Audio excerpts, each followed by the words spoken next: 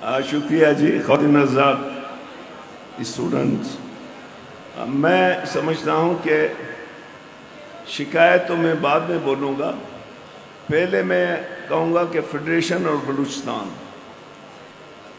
Federalism خود ایک معاہدہ ہے فیڈریٹنگ یونٹس اور فیڈریشن کا. یہاں پہ عموماً فیڈرل گورنمنٹ ہوتا ہے، پروونشل گورنمنٹ ہوتا ہے اور لوکل باڈیز ہوتے ہیں. پاکستان کے آئین کو اگر دیکھا جائے تو اس ریجن کی سب سے بڑی فیڈرل کانسٹیٹیوشنز ہے.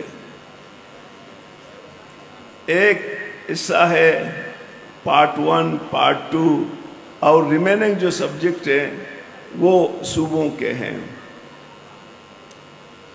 پارٹ 2 کو بھی کامن کونسل ہی ڈیل کرتا ہے. کامن کونسل میں جو بھی صوبوں کے درمیان ڈسپیوٹ ہوتا ہے وہ وہاں پہ لے جائے جاتے ہیں. لیکن عملاً یہاں پہ جو فیڈرل کانسٹیٹیوشن ہے وہ مفلوج ہے. یہاں پارلیمنٹ ہے، جوڈیشری ہے، میڈیا ہے، یہ تمام ادارے موجود ہیں، لیکن ان میں روح نہیں ہے. روح کا فقدان ہے، کیونکہ پاکستان میں ایک طبقہ ہے جس میں سیاستدان ہیں، جوڈیشری ہے، میڈیا ہے اور اسٹیبلشمنٹ ہے.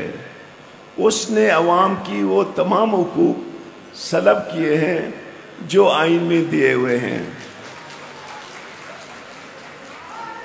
میرے خیال میں اگر آپ اس کو مزید تفصیل میں لے جاؤ گے،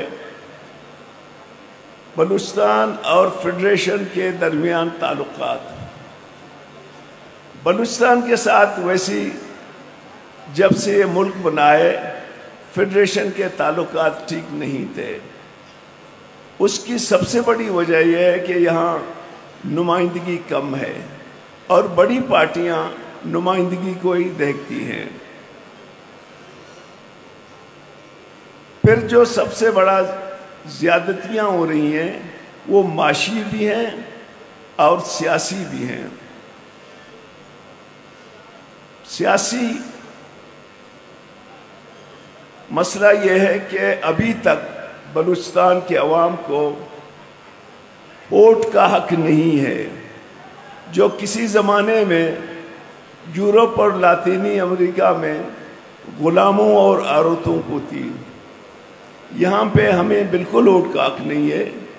ایک آدھو کا لوگ آتے ہیں، ان کو رکھا ہے تماشا کے لیے، لیکن جو جینئر لیڈرشپ ہے اس کو گراس روٹ لیول پہ روکا ہوا ہے.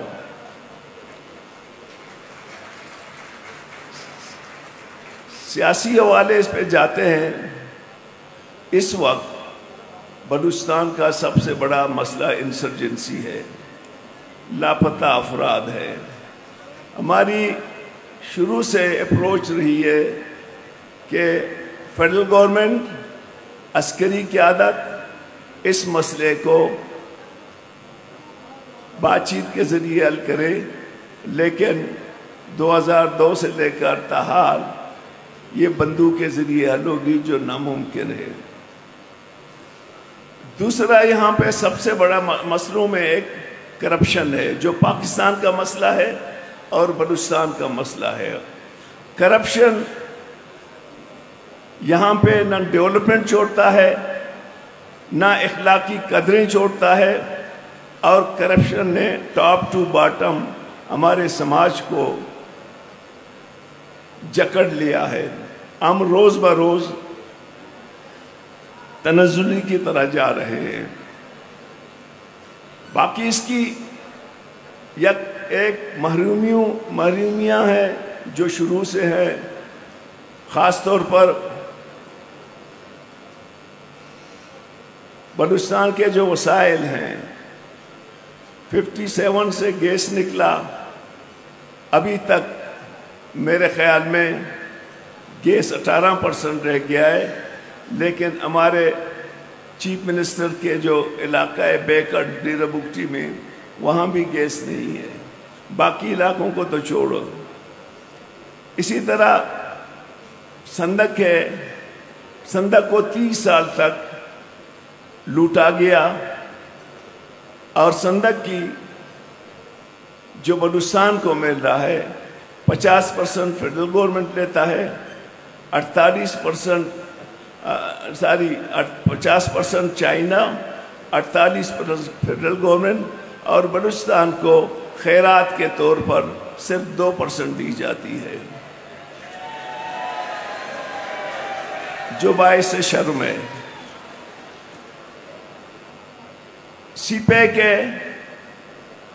پے کے نام بہت پاکستان میں گونج رہا ہے، لیکن جب سے یہ پورٹ بنا ہے بلوچستان کو ٹکا بھی نہیں ملتا ہے جو شیم ہے، اور وہاں پہ نہ ریونیو میں وہ ہے، نہ ملازمت میں کوئی شیئر ہے، نہ بزنس میں کوئی شیئر ہے، اور نہ گوادر میں اتنی بڑی ڈیولپمنٹ ہوئی ہے۔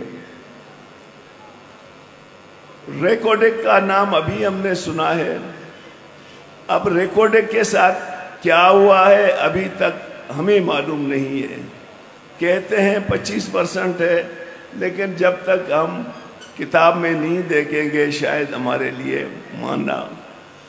تو ان تمام مشکلات جو پیدا ہوئے ہیں سنی بھائی، میں سمجھتا ہوں یہ پاکستان کی بڑی پارٹیوں کی کمپرومائز ہے، وہ ہر وقت کمپرومائز میں ہے۔